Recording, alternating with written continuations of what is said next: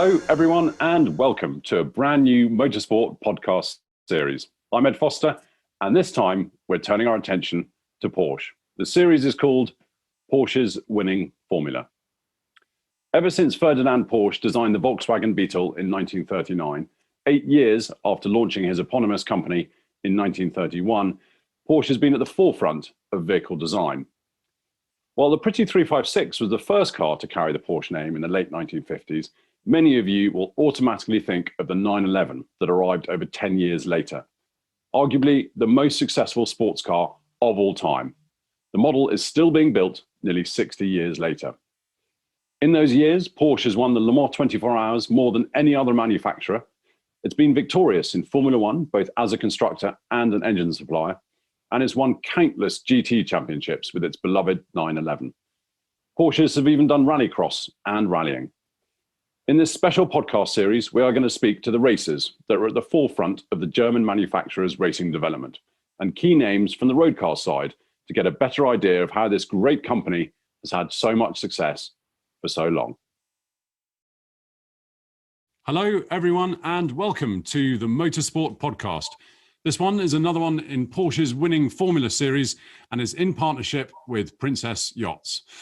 Joining me today is Romain Dumas. Romain, a very, very warm welcome, and thank you so much for joining the podcast. Yeah, hello, first of all, and thank you very much to invite me, for sure. Yeah. Now, we've got loads to talk about, and I was sort of trying to sum up your career in a tweet earlier, and you've won Le Mans, Sebring 12 Hours, 24 Hours of Nürburgring, 24 Hours of Spa. You've raced in the Dakar. You hold the Pikes Peak record, the Festival of Speed record. You rally a 911. Your career does not fit in a tweet. So I think we'll struggle to get it all into an hour. But does your family have obviously a racing history, and how did you get into the sport?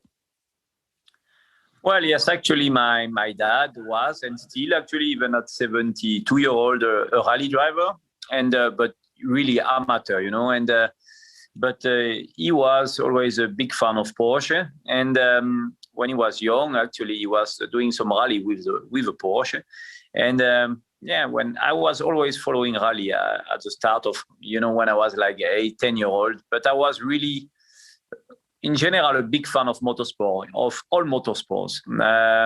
I was following Le Mans for sure. First time I sit on a Porsche 962, I think I was like 12-year-old. It was an Almeras car, and I was always looking for Formula One, for rally, for Dakar, for Pikes Peak, all this kind of motorsport in general. I have an older brother, was also a good go-kart driver, but he was not so enthusiastic like I was. So yeah, that's it's how we started. Yeah, and you've done so many Le Mans now. Does Le Mans ever get old? I mean, it must. It's such a huge event, but surely when you've done it the number of times that you have, is it still as exciting? Definitely. I mean, at the end of the day, I had a feeling. So last year was the 20 time already, and it's still the same. Like last year, I drove with a Rebellion car, and we still had the chance to be on a podium, or why not to try to hope to win. It was Toyota, but still on the way to Le Mans, driving there, with my car, I had the same feeling and the same pleasures than the first time. The same also pressure. Definitely shows that it's a good sign. So I have to say, these 20 years passed so fast, you cannot imagine. First of all, I know Le Mans very well because I was at school there. I was doing all my single seat career in Le Mans with Elf. So I was following Le Mans, the 24-hour race, plus I was spectator when I was 18-year-old. So when it started, the first time in 2001, I was 24. And at the time, it's crazy to say at the time because it look like I am very old, but at the time, driving Le Mans was only for old driver. And when I started the first time in 2001, I was one of the youngest or the youngest. And the race went very well. And this is why I became a Porsche factory driver. in one race, just because this Le Mans race was so special, a lot of rain, a driver could, shine, let's say like that. And my boss at Porsche at the time was Herbert Amferer. Suddenly came to me and said, okay, who are you? What are you doing? I said, I'm doing Formula 3000. I'm driving in Japan for Toyota. And the guy in 5 minutes said, okay, I offer you a contract. This will never happen again now. I think in GT time that you have so many categories and so many good drivers also. But it's how it started. And even after 20 years, I still have the same motivation, like a young baby. It's amazing. I mean, because that race you were talking about in 2001, you finished second in class, which is obviously an amazing achievement. Did you? I mean, I know you lived at Le Mans and you knew the circuit from doing bits and pieces there, but was it not quite a daunting race to step into? Because you'd done Formula 3, Formula Renault. I don't know whether you'd done your F1 test by then, because you did a Renault F1 test as well. But, it was later, yeah. Yeah, but that was, and it must have been a daunting thing, Le Mans. Yeah, actually, that was crazy. It's because, in 2001, it was a year that we have so much rain. I think it rained for 20 hours, and it was so hard. And I remember I was driving this Porsche with a Yokohama tires, and who were very bad on the rain. And I had to remember that I was in ID.R. And, at the time, we finished 7th overall with a GT2 car, so it was the smallest category.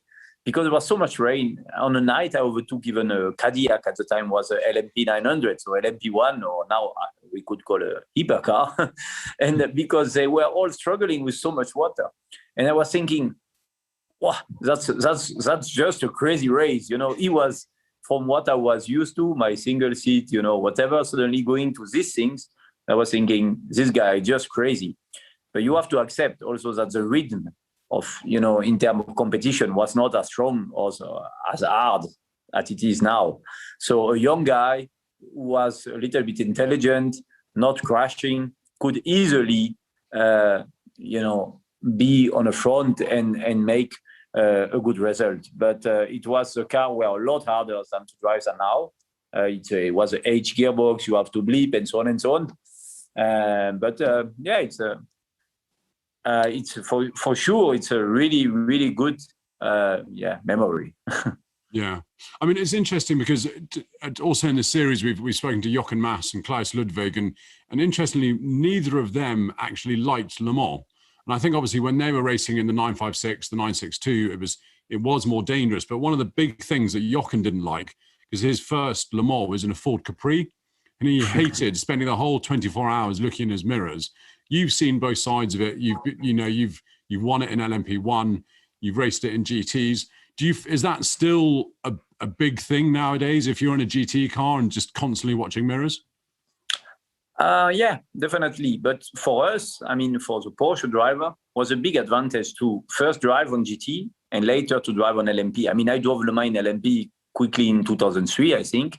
But it was a big advantage to drive, GT and LMP, because, like that, you are able to judge, I think, where a GT can be passed or not, where a GT is fast or slow, or how is reacting a GT, let's say on a Porsche corner. And that was a big advantage, when you are on LMP, because you can easily find the way to go or not to go to avoid any accident with a GT car. So for me, it was never a big problem to go from a GT car to an LMP and back, in Le Mans, or even in Le Mans. But even in Le Mans with a GT, you have a lot of fun. Yeah. You mentioned that your father, loved Porsches. You obviously love Porsches, and there's not many people who rally a 911. Where does that love of Porsche come from? I think, I am from south of France, and where one of the biggest French family are the Almeras family. So I grew up really with them. And they were, at the time, making Porsche for Nicolas or even Walter Roll and so on and so on. So for me, first of all, Porsche was always a brand of more of rally than in Le Mans, I have to say. And as I already told you, I was big fan of rally.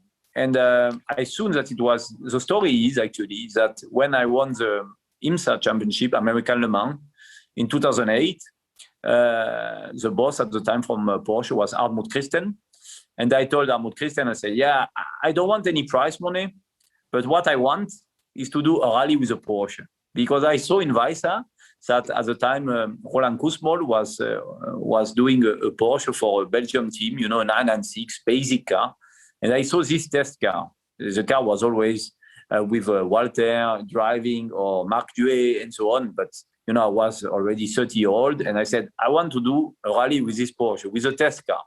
So the deal was that if I'm winning the championship, they will give me the car for one rally. So end of the year, we won the championship with the RS Spider, who was the best car in the world. And I said, okay, now I can do my rally. So it started like that. So I took the car. The test car was really, really used at the time. and I made one rally in south of France called Critérium des Cévennes, who is quite famous in France, really hard rally with a lot of rain and dirt and whatever. And I made the rally with the Porsche. And suddenly I finished the rally. And I said, okay, now I understand how it's complicated. For sure, my dad was training, was helping me, you know, with the pace note and everything. But you always know better than your dad, you know, that's normal.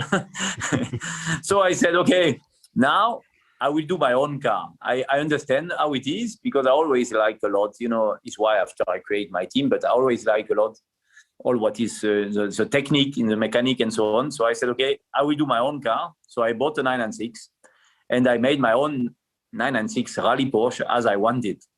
And it started like that. That was in 2008. And since that, okay, after I create my team and Pikes Peak, I mean, I guess you will speak later about that. But it's how it started.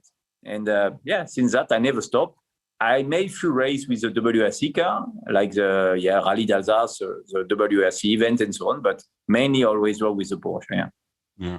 It's not really a perfect rally car, is it? I mean, when you look at sort of modern rally cars, they're all hatchback, short wheelbase.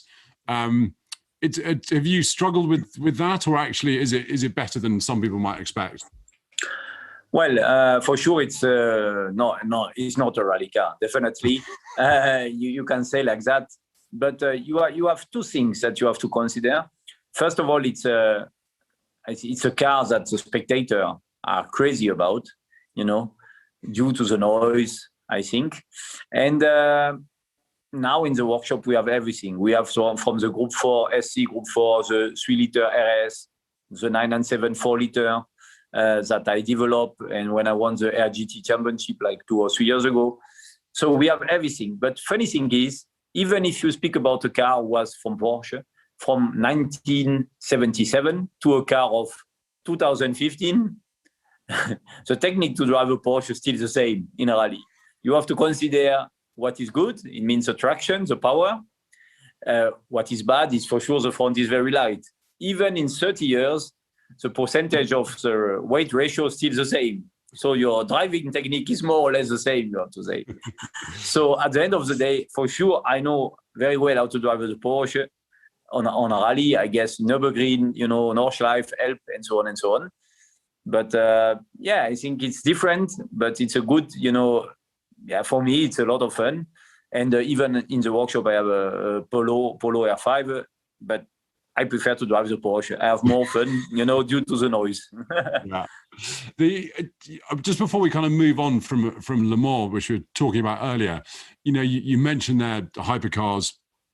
There's a huge rule change coming up. What are your thoughts on the new rule change? Is it all down to whether or not they can get the two top categories to kind of balance on the performance?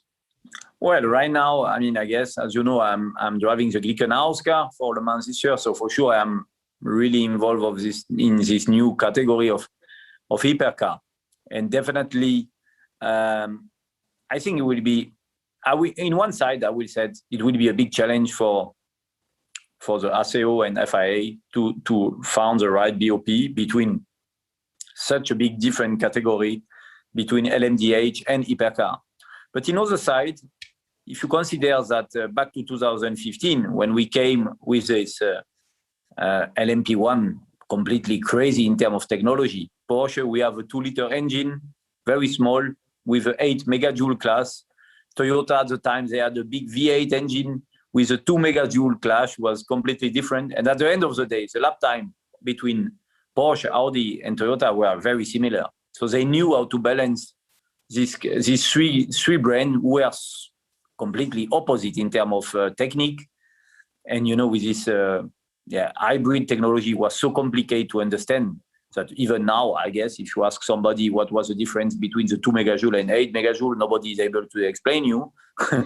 At the end of the day, you have to, I think they will arrive to make a nice BOP, but for sure, right now, the future look really, really, really great for endurance. This is very important, and we will see. Yeah. And, you know, through your kind of Le Mans career or sports car career in general, you know, you've seen this change from petrol to diesel to hybrid. What are your thoughts on these hybrid cars? Because they're obviously they're amazing on the performance side, you know, incredible to kind of watch. Are they harder to drive than a straight petrol car where you've you know, it's more straightforward, you've got less to alter, yes, you've got brake bias and all this kind of stuff, but really from what I can see from the outside of a hybrid car, you're basically a computer technician and a driver. Well, at the end of the day, you know, if we think about let's say, as you said, 2007, we are with Pescarolo in Le Mans with a very simple car with a good Judd engine, V8 or V10. Yeah, and doing at the time 3 minutes 30 in lap time in Le Mans. After I went with Audi, and suddenly came the technology with the diesel, the Big 5 with Peugeot, and we go down to 320 more or less in Le Mans, 322. But you know, it was a diesel at the time. We have to make publicity. That's the name. Make publicity for diesel. Suddenly the diesel is fast. The diesel with a with a filter normally doesn't smoke. I said normally because on the night it was smoking suddenly more than on a day. But suddenly the diesel became fashion. Some year later, suddenly we go back to very small engine. We are speaking about downsizing. That was again marketing side very good, and the hybrid is coming. But for sure, and again in a certain lap time of 320. Everything went faster, definitely. Everything went more expensive, no doubt. But at the end of the day, to drive, it became for sure more and more complicated. And with the hybrid, the car was, as you said, and I have to say for me, was very difficult at the start. You need to be more a computer in your head than a driver. You have to change your driving style. You need to understand how to use the hybrid power, or where to use, or when to use. And for sure, it was different.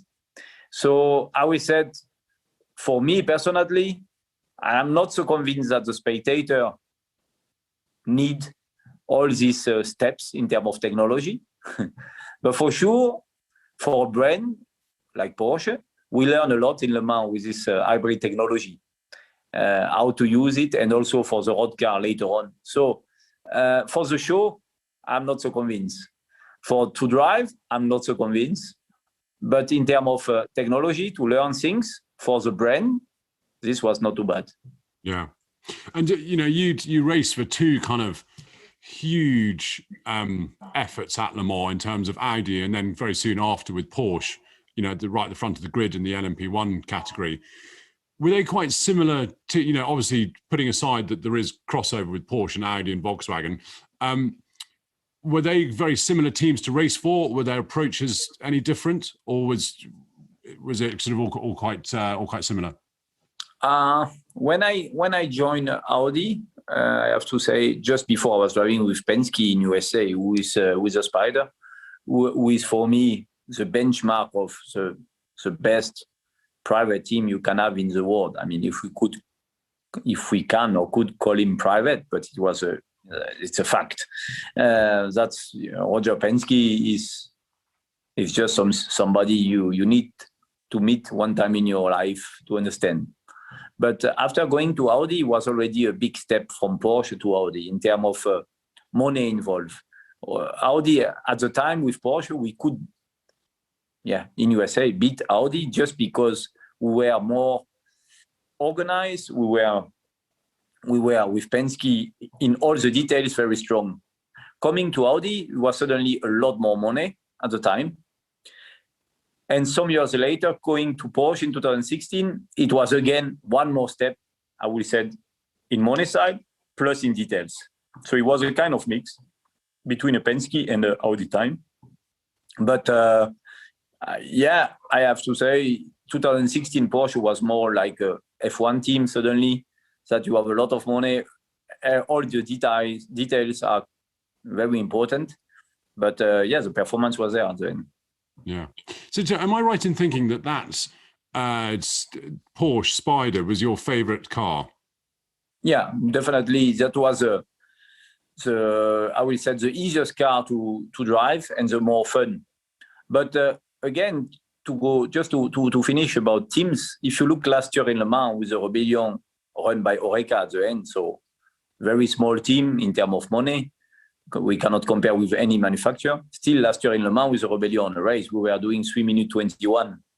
So at the end of the day, I just want to say that the rule at the end of the day and the BOP are much more important to a certain point than the money is involved. It means last year ACO wanted to be, let's say, nicer with Rebellion to try that they can play a little bit with Toyota. And that at the end, with a lap time of 3:21 during the race, proves that rules are even more important, or BOP, when I speak about rule, it's BOP, more important than the money you will involve if you want really to reach very fast lap time. Yeah. But it's nice to hear that someone like yourself, who's so involved in current Le Mans, but been around for 20 years, that you're very excited about the next era, I suppose. But as you say, the proof is that all these big names are signing up, and seeing the big names in the top category, I think, is what the fans like to see. So that's brilliant.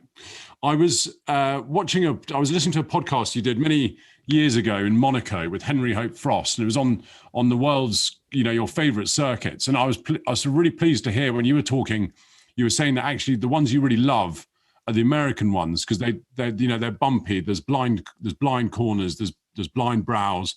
Do you still very much believe that? Oh yeah, for sure.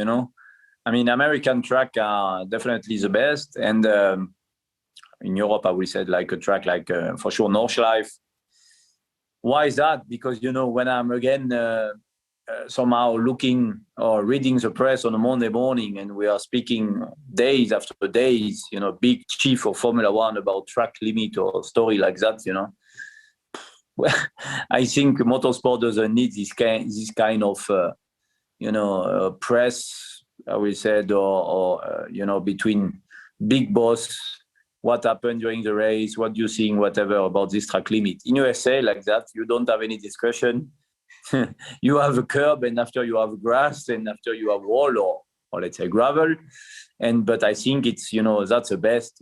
We are here to race. We are not here. I always said we are in Le Mans. If you see the evolution of the track, it's very good. We are not here to die, for sure. We are here to race. But the worst of the worst, for sure, we don't want to have any accident. But the worst is to speak about track limit, or what did you cut, or if you went too wide, or what. It's always discussion that we don't need in motorsport. We need to race. We need to enjoy. Yeah. Interestingly, one of the tracks that you go particularly well at, that does have tarmac, grass, and then a bank, is Goodwood. And you've driven a huge range of cars there over the last few years, putting aside the Festival of Speed and the ID.R, which we'll talk about in a second. Have you had a few favourites at Goodwood that you've raced over the years? When you are going to Goodwood, for sure you want to have nice cars, but at the end of the day, you are going there for the show and to enjoy.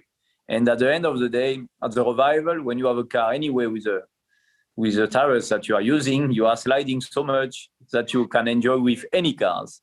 And that's the most important, that I start the first time I was driving a Gordini, a very small car, but already to go fast, it was very complicated, and so on and so on. And I have to say, I have a big respect when I'm going there, and I like to go there because you really see the skill of and of a driver. So many drivers going there with a big CV, but when it's time to slide and to go heel and toe and to shift properly, for the young generation or for some also of my generation, it's a lot more complicated than when it's with pedal shift and everything. And this I like because for me, a driver need to drive everything in any categories, in any style, and that's the best driver. And so in good road to go fast, you need to adapt, and this is very good.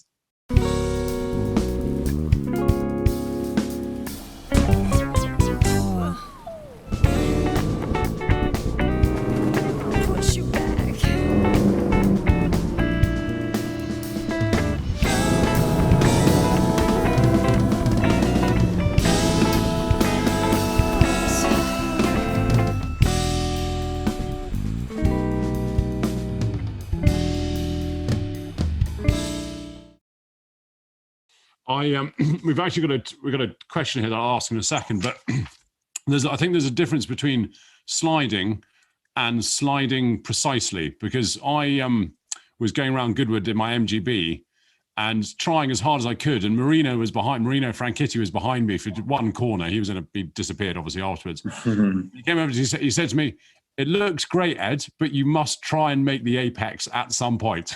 So, with you guys driving them with proper skill, it's amazing. I got a question here from Alex Montgomery. Do you find the skills easily transferable between all your disciplines, whether that's modern cars and classic cars, especially when you have to jump in something on Dunlop historic tires? At the end of the day, to drive a car to, I will say, 80% of the potential of the car or yourself, it's not so complicated, or even 90%, because for sure, I'm driving so many cars for so many years, you can quickly go to your limit. The stuff is that is definitely the last 5-10% means this last 10%, you really need everything. You need to understand the car properly, to set up the car for you, to feel good inside the car, to adapt your style if, let's say, the tires or the car cannot be as you want. And this is for sure, the last 10% are the most complicated. Take an example of a GT3 car right now when I'm driving for Porsche. By driving after 5 laps, I am at the limit of myself as a car, but it doesn't mean that I'm good. And it's crazy because it's like if you do the Porsche Super Cup. If I'm doing now Super Cup, I'm sure I will go the last 5 laps very fast, but after I will be to my limit and I will be P15 in the grid possible. Why? Because the last 10% are really the last 10% of when you are a specialist of all the details. So at the end of the day, I will say all the categories are complicated when you want to reach the top. To go fast, for sure, you need to adapt yourself quickly. To be really fast, you need to work, no doubt. Do you think, with your rallying, did that help your circuit racing and vice versa? Was there anything that you could take over that made you quicker? I think what was, for sure, definitely what was helping me to do the rally, and mainly to do with your own team, it's about technique, about understanding the car, chassis, your experience.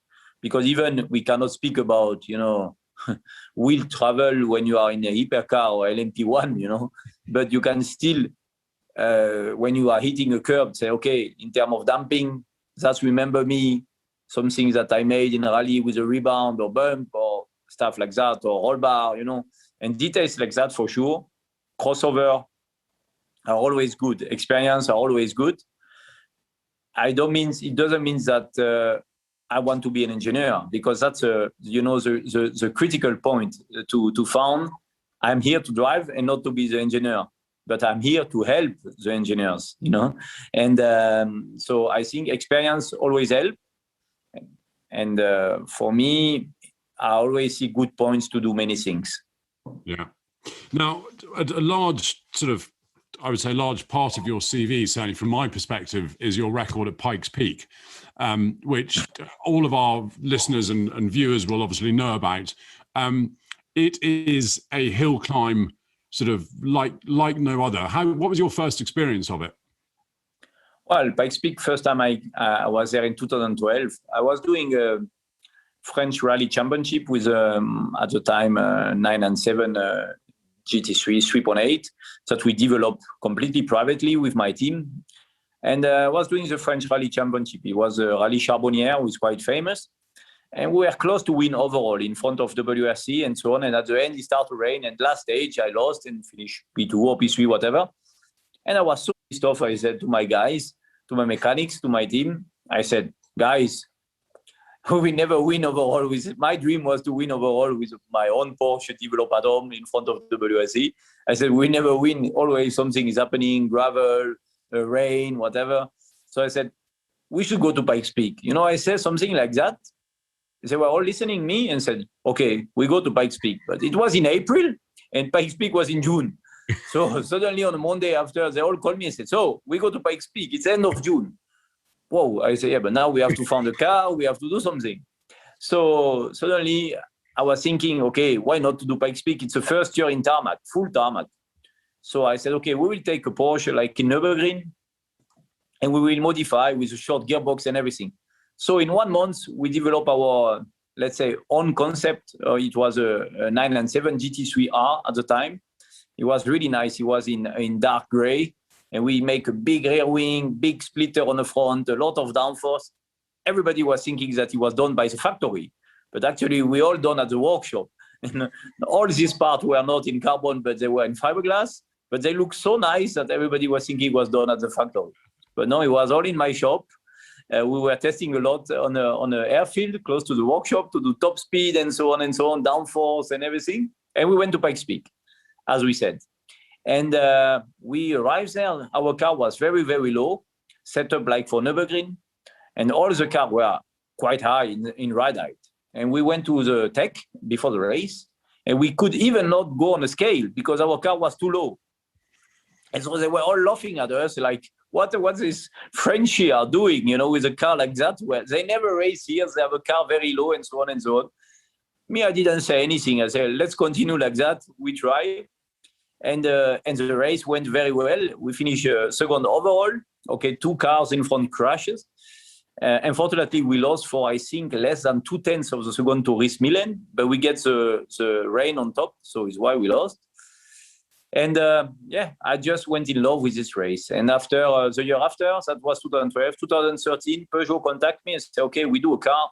We want you to drive, but unfortunately, Porsche refused. And it was good for Peugeot because Sébastien Loeb drove and he won. But Porsche refused here in Geneva, the motor show.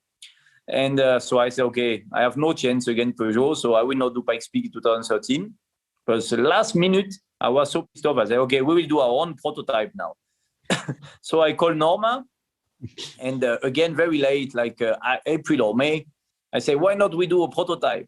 I say, we have no chance against Peugeot, but we do the prototype. So we do a very light car. We went there. And unfortunately, we were qualified P2 after Loeb, for sure. And on a race, we DNF because we had electric issue. It's the only time we DNF. And I was so pissed that we didn't win. I said, okay, we go again next year. And the year after, 2014, we start to win overall. And after we won in a row, 14, 15, 16. 16 was the best car we developed. It was a 4-wheel drive prototype, actually with the wheels were from the RS Spider from the Penske time. I get wheels from Roger. So that was our best car that we made. We had a chance to beat the record overall already, but we had a problem with the spark plug on the race. So we won the race, but we finished with 3-cylinder. And Volkswagen called me and decided to buy everything, the cars, the wings, our data, all what we had. So I sold everything to Volkswagen and we continue after with the electric car.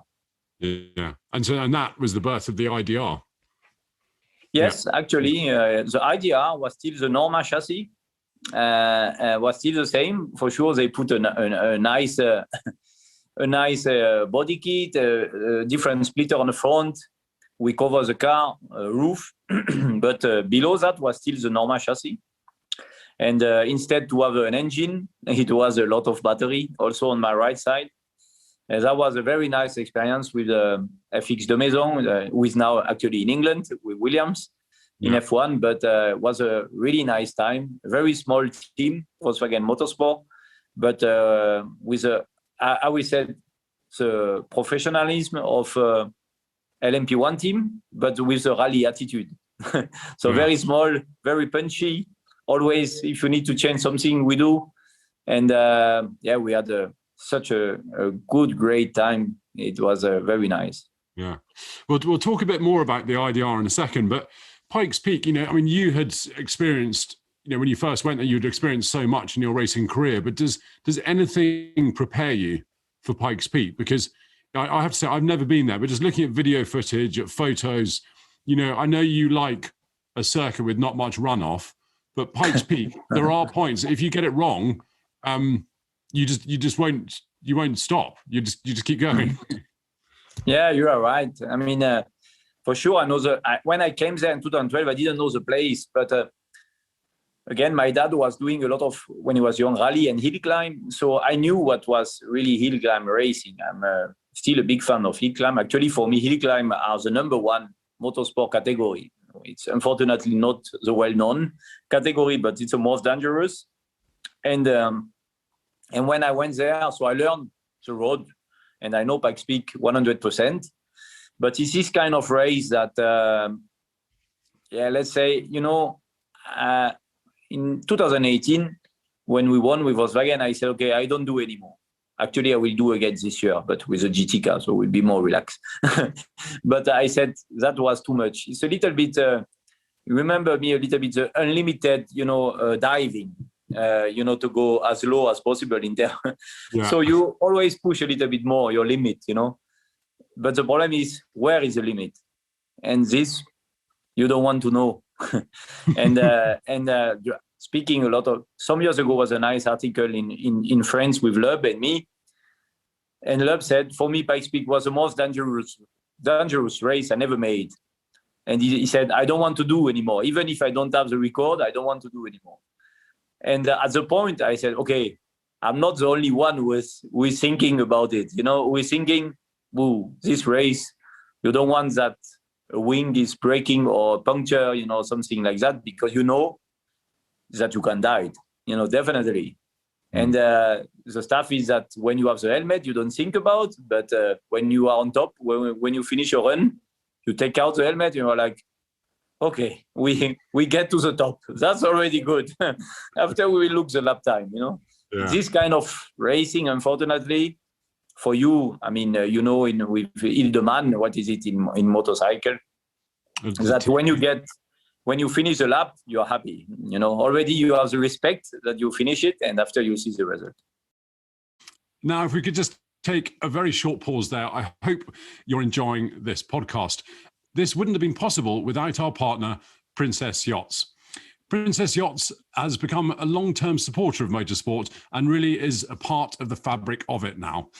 Much like the one with the green masthead, Princess Yachts epitomizes the best of British manufacturing, and that can be seen in every one of its products.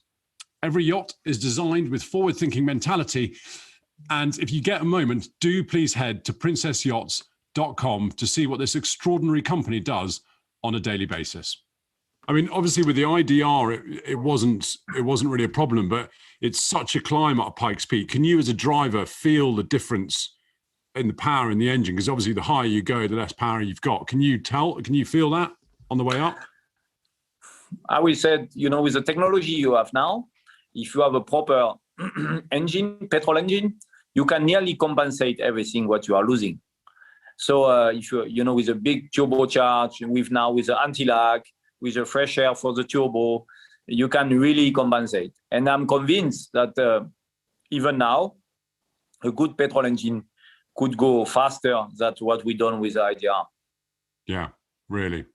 Yeah. I mean, you had some, you know, the ID.R was kind of such an amazing project, and I think it captured so many people's imagination because people love, you know, putting whether it's electric or not aside, what they love are people trying to break boundaries and break records. I think there's something in the kind of the human spirit that wants to go and break all these records. I was working at Goodwood, obviously when you were doing the runs in the ID.R, the most recent time when you did the 39.9 or 39.6, whatever it was. You were pushing quite hard, weren't you, up that hill? Yeah, but you know what is good? I mean, if you think about doing rally with a 911 Group 4 or doing a Dakar with a V8 engine or doing Le Mans, whatever, you will think how Dumas can drive an electric car. He's a motorsport fan. So I am completely agree with you that at the end of the day, when you are a driver, you are here to go as fast as possible. And it was the same at Volkswagen Motorsport. If you speak about de Maison, you are winning the WRC championship, suddenly you will do an electric car. You will say, it cannot be. But at the end, we were all on the same motivation to go as quick as possible.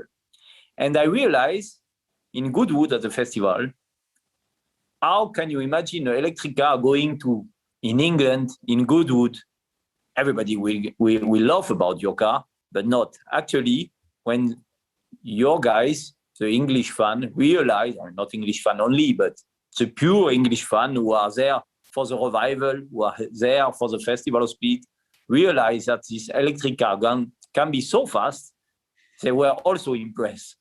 And I remember all these guys, when I was going down, clapping the hand, and shouting. I said, finally, I realized that, okay, we are all on the same, on the same direction, that we like the big V10 with the noise. Yes, but we all like record and we all like speed. And at the end, I felt that all these English fans were also impressed and passionate about the result and about this car. And that was something surprising. Yeah. I will not say that I'm crazy about Formula E, going very slow on the street. No.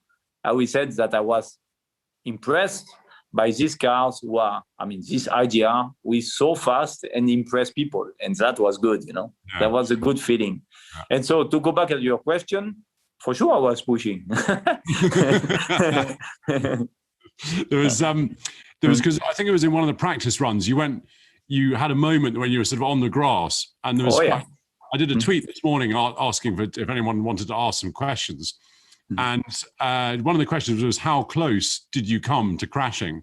And a photographer replied, a guy called Jochen, it's from Frozen Speed, and he had a photo of the side of your car, and it had a tiny bit of straw bale wedged. And he said, this close. Yeah. It was obviously quite a hair-raising moment. Yeah, it was crazy because actually it's the only time we had that. It's two stories about it. The first one is after the start, so four-wheel drive car. After the start, we had an issue with the inverter, so the engine on the front, and all the power went to the rear. So it's why when I'm going on power, suddenly I get a big snap oversteer and I lost the car. By chance, okay, it was close. It was nice for the picture, actually, and it was a good rally style. Nothing was happening. But the second point is, on this corner came and was there the boss of Volkswagen. He just arrived 20 minutes before the run, and he said, okay, I will go on this corner. And actually, he was there, and I remember him going after the run, going to me and say, it's always like that. It's the first time I met him. I never saw him before. Have you seen him since? Yeah. After he was happy, but brilliant, absolutely brilliant. I wanted to also talk about Dakar.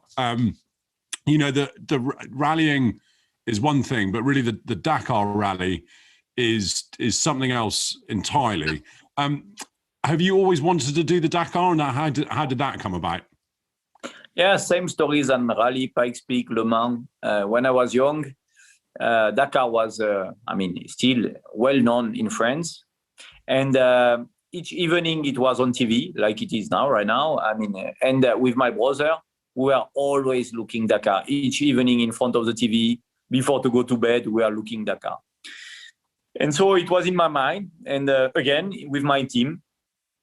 After Pikes Peak, during Pikes Peak, because first time we made Dakar was 2015. I said, okay, now we will do Dakar.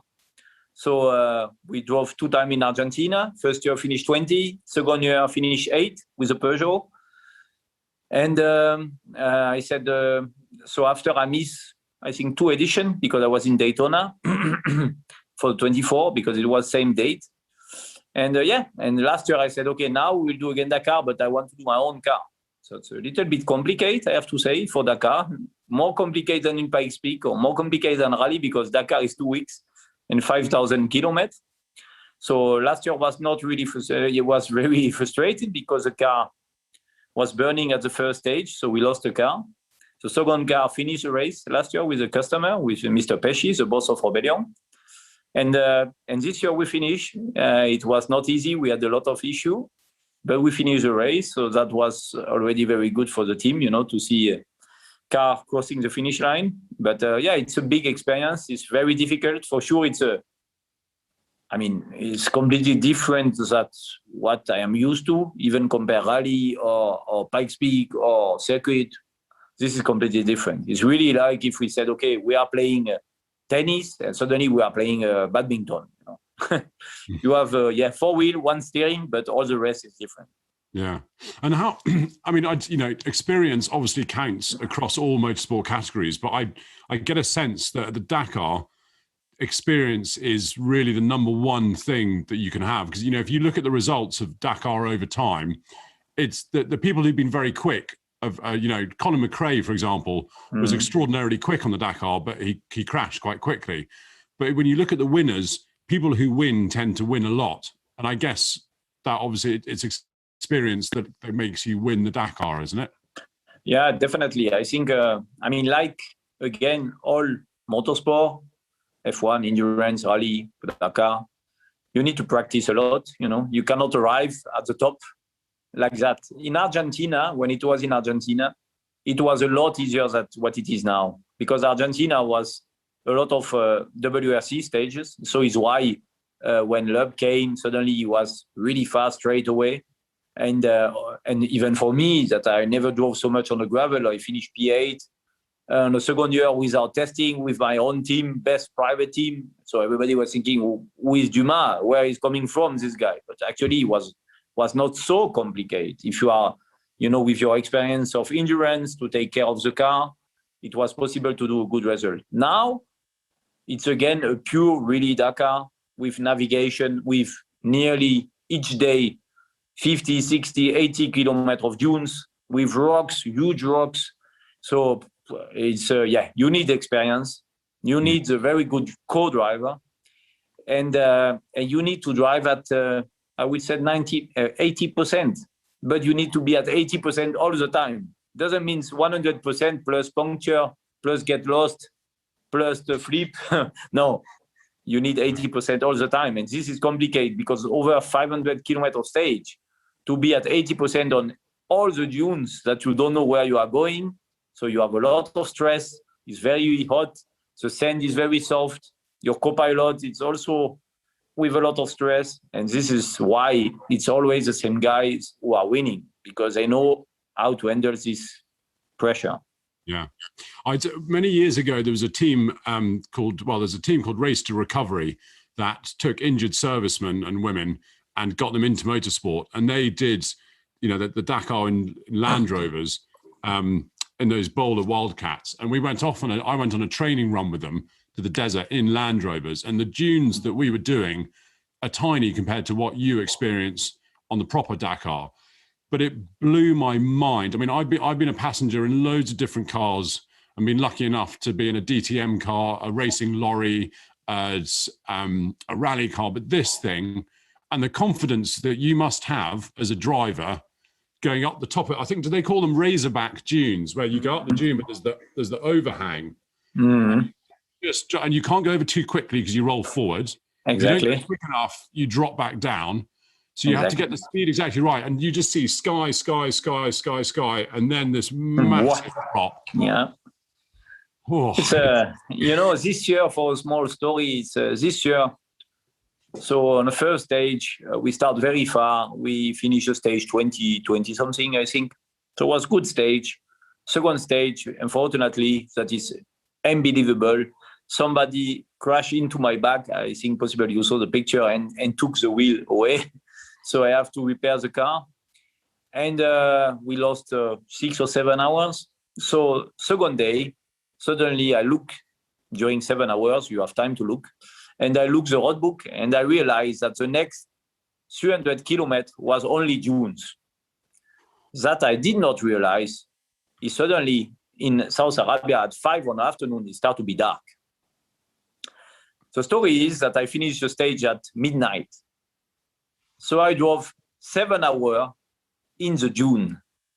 But when you are 7 hours in the dune on your day 2, that you even did not practice dune for years, suddenly on a night with your small light, you are for sure, as you can imagine, light for race car and not for road car. So it means you see nothing. On a day 2, that you have to, you sometimes stop before the dune. You go out of the car with a small, light, and you go on top of the dune to look what is next, waiting for you. And I say, okay, I can go. I do a dune, I go down. Next time, I go out of the car with my light. I go to see the next dune, and I come back, And suddenly you are thinking, but what I'm doing here, So on a day, it's impressive. So on a night, it's just, so much stress. You finish, you are like if you made 2 times 24 Le Mans in a row. But you're going back next year, I take it. Yeah, for sure. Because we are stupid, we will do again. So we're sort of drawing to an end. There's one reader's question here from Jimbo Wilson, who was really wanting to know what your favorite corner was at any racetrack. Oh, that's a good question. Yeah. Huh. Probably not one of the sand dunes on the Dakar, I take it. Oh no, but that's the problem. It's no corner anymore. I will say I think one of the most challenging for sure. I will say the Eau Rouge in Spa. Yeah. That's very nice, because unfortunately again now you have too much tarmac around. But it's a kind of corner that each lap it's a challenge. I mean, in general, if we speak about the European track. If you speak about a senior corner in Le Castellet, it's also a challenge. I mean, a fast corner, it's always very nice. If you take a corner 1 in Brandsach, it's for you guys, it's also very difficult. Beckett's in Silverstone, Cops or stuff like that. You have a lot of always fast corner as a challenging corner, definitely. Yeah. And just finally from me, I mean, obviously, this podcast is part of the Porsche's winning Formula Series. You've done way too much in your career to just talk about all the bits with Porsche. But what is it that, Porsche, I know there's obviously been breaks, but from the 917 and even the 908 before that, the 917 in 1970, all the way through to the 919 hybrids, all those Le Mans wins, the win in Formula One, they've won in Formula One as an engine partner. They've won across everything. What is it? Is it because they're motorsport fans? Is it because they love it? Or is it because there's something else? No, I think definitely if you are driving, and hopefully, I mean, when you are speaking with Norbert Singer, he is the right example of what is Porsche. First time I won Le Mans in 2003 in overall we won overall with a smaller class compared to the big class. My engineer was Norbert Singer. At the time, he was already, I would say, 66, 68. So he was retired already. And it was the first time I see somebody drinking a Red Bull on the middle of the night. He was with his computer open. At the time, not so many engineers at the computer. He was with a Red Bull drink. I was looking at him and thinking, what is doing this old guy? And suddenly, it means you need to be passionate to do this job. And Porsche had for sure the brand for passionate people. Hopefully it will stay like that forever, because it means when you are going there, you work with passionate people who want to achieve a result. And that's the most important. Yeah. And definitely Porsche get bigger and bigger in terms of employee, in terms of involvement in motorsport. You see Formula E, GT, LMP. But you need to be passionate, and with passion, you can achieve a lot. And that's, when on top of that, you have budget to do it, and you have, due to that, the right people. And I think that's a force, you know, that it's no compromise. Everybody need to work on the same direction. And that is how I think it was always working, and it will work again. Yeah. And from your perspective, I know, you know, you're going back to the Dakar. What is it on the motorsport list that you haven't done that you still want to do? Is there anything else out there that you haven't done? Unfortunately, unfortunately, it's not so many races, you know, that I did not do. I mean, I mean, this question came a lot of times, and still the same. And I say, okay, I'm too old to do Formula One or possibly historic. I had an offer to do Indy like 3-4 years ago, but I said, well, I was, you know, at a boy now. I didn't feel it to do it and to take so much risk. If I was alone, I would say I would like to do it, but in the middle of a group like that, without experience, so you are open to make mistake. I said, no, I don't feel it. So right now, it's not so many races. I would like to do the Barra 1000 in USA, definitely, because in Europe it's not so famous, but in US it's famous, and for sure, I'm sure it's completely different than what we are used to. So this I hope I will do soon. Could be interesting. And for the rest, I will continue, you know, to first of all to enjoy about what I'm doing, because when you enjoy it, you do it well, and that's the most important. Yeah. And what a lovely note to end on. You know, all the different disciplines you've done, from winning all the sports car races, the GT racing, Dakar, rallying, always trying new disciplines. You know, it's just brilliant to meet and talk to a current driver that's done all of this. You know, so often that, you know, modern drivers will do one discipline and that's all they do. You're almost like sort of a modern day Dan Gurney. So thank you so much for sparing the last hour. It's been absolutely fascinating, Romain, and I'm sure everyone has enjoyed it as much as me. So thank you, and the best of luck over the coming months and years, ticking off that Dakar and the Barja 1000. Thank you very much. It was a pleasure again. See you in Goodwood. Yes, for absolutely. sure. I will be at the Revival. It's on my note, and minimum the Revival and Festival of Speed if I can. But yeah, I will be there, and yeah, we continue like that. Again, how many years? 20, 30? We'll see. Excellent. Well, thank you also for watching, for listening.